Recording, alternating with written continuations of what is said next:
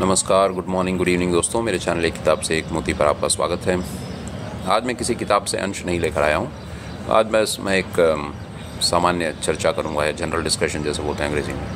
एक चर्चा करेंगे हम इस विषय पर कि स्वामी विवेकानंद का साहित्य पढ़ने से आपको क्या लाभ हो सकते हैं और स्वामी विवेकानंद के साहित्य में ऐसा क्या है कि वो आपके जीवन को बदल सकता है। उनकी वाणी या उनके शब्दों में ऐसा क्या है कि आपके जीवन की दिशा बदल सकती है एक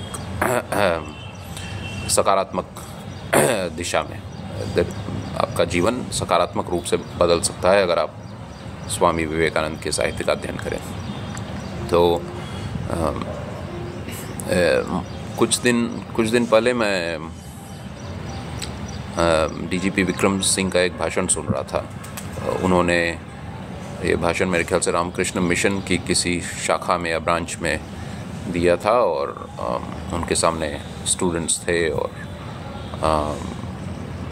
विद्यार्थी थे।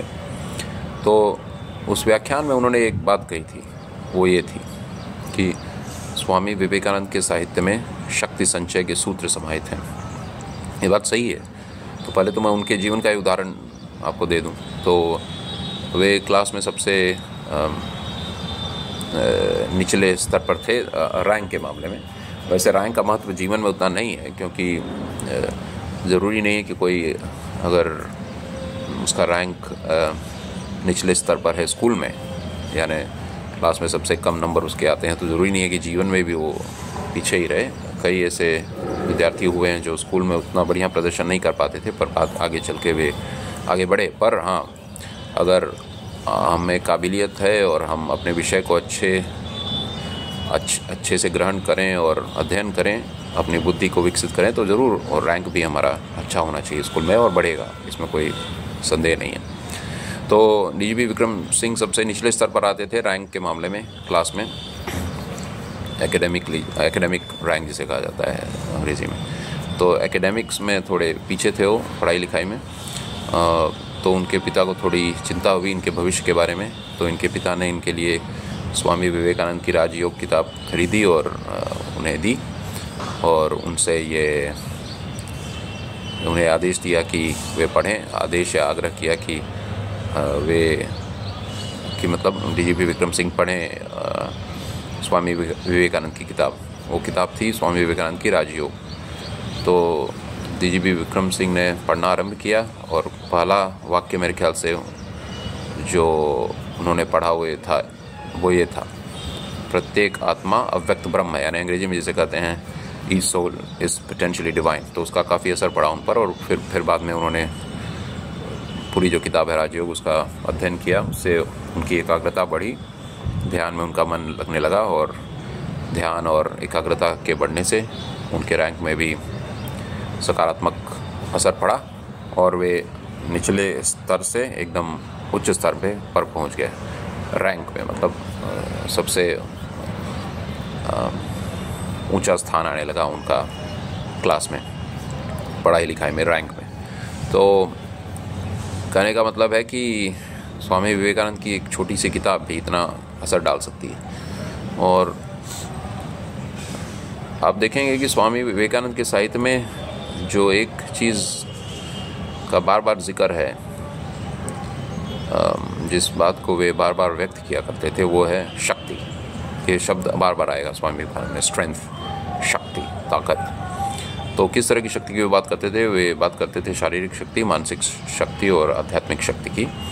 पर सबसे ज़रूरी जो है वो है आध्यात्मिक शक्ति, क्योंकि शारीरिक शक्ति ज़रूरी नहीं है सभी के पास हो, क्योंकि कभी कभी हालात की वजह से, या जैसे मान लीजिए किसी को कुछ शारीरिक परेशानी हुई, जैसे स्टीवन हॉकिंग को ले लीजिए, उनका शरीर तो पूरा पैरालाइज था, सुन्न हो गया था, तो तब शारीरिक शक्ति तो नहीं रह जाएगी इंसान में। गांधी जी में भी आप देखेंगे तो शरीर का तो बल ज़्यादा नहीं था। तो शारीरिक शक्ति ठीक है, अगर हम प्राप्त कर सकते हैं व्यायाम से, और अगर हमारी परिस्थिति ऐसी है कि शरीर की शक्ति को हम बढ़ा सकते हैं तो बढ़ाना चाहिए। दूसरी चीज़ है मानसिक, या कह सकते हैं जो हमारे मस्तिष्क की शक्ति है, ब्रेन पावर, इंटेलेक्चुअल स्ट्रेंथ, तो बुद्धि की शक्ति। तो बुद्धि की शक्ति भी आवश्यक है पढ़ाई लिखाई में आगे बढ़ने के लिए, और दुनिया में भी अपना काम अच्छे से करने के लिए बुद्धि बल भी होना चाहिए। पर सबसे बड़ा जो बल है और जिसकी बात स्वामी विवेकानंद अक्सर करते थे वो है आध्यात्मिक बल। यानी हमारे अंदर ऐसा बल होना चाहिए कि कोई भी बुराई हमारे सामने खड़ी न रह सके, टिक न सके। ये ना हो कि बुराई हमसे ज़्यादा शक्तिशाली हो जाए और कहे कि लो अब मैं तुम्हें हरा दूंगी। तो इसीलिए स्वामी विवेकानंद मानते थे कि एक कमज़ोर आदमी ही बुराइयों में फंसता है, बहादुर आदमी, शक्तिशाली आदमी, आध्यात्मिक रूप से जो शक्तिशाली है वो बुराई के सामने झुक ही नहीं सकता। इसलिए गांधी जी इतने शक्तिशाली थे, क्योंकि बुराई के आगे वो झुकते नहीं थे। वो तो यहाँ तक भी कहते थे कि जैसे थोड़ी अटपटी बात लगती है, पर कई बार वो कहते थे कि जैसे मतलब अगर बुराई करने की मजबूरी हो या तो जान देने की, या तो मतलब दो ही अगर हमारे पास विकल्प हो, एक तरफ है जान जाने का जोखम और दूसरा है बुराई करना। तो गांधी जी कहते थे जान जाने के जोखम को का सामना करो पर बुराई मत करो।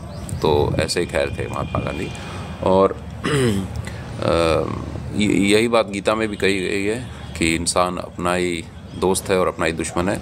जिस इंसान जो इंसान अपने आप को अपने काबू में रखता है, या कह सकते हैं अपने ऊपर जो राज करता है, अपनी आत्मा पर या अपनी बुद्धि पर, अपने शरीर पर जिसका पूरा राज्य है, वही अपना दोस्त है, वो खुद ही। और अपना दुश्मन या अपना शत्रु वो है जो अपने आप पर काबू नहीं रखता। यही बात गीता में भी कही गई है।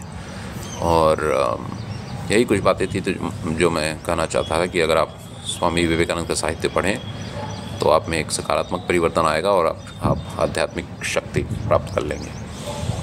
और ज़रूरी नहीं है कि वो तुरंत हो, पर स्वामी विवेकानंद के साहित्य को पढ़ते पढ़ते आप में ज़रूर असाधारण परिवर्तन आएंगे।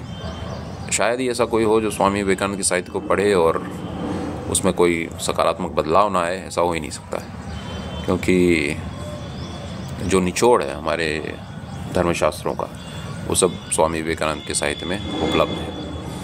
तो एक बार मैं फिर वही बात दोहरा देता हूँ डीजीपी विक्रम सिंह का कि स्वामी विवेकानंद के साहित्य में शक्ति संचय के सूत्र समाहित हैं। आप भी साहित्य मंगवाइए, बच्चों को भी पढ़ाइए, पढ़वाइए, और जिससे कि उनका भविष्य उज्ज्वल हो। धन्यवाद।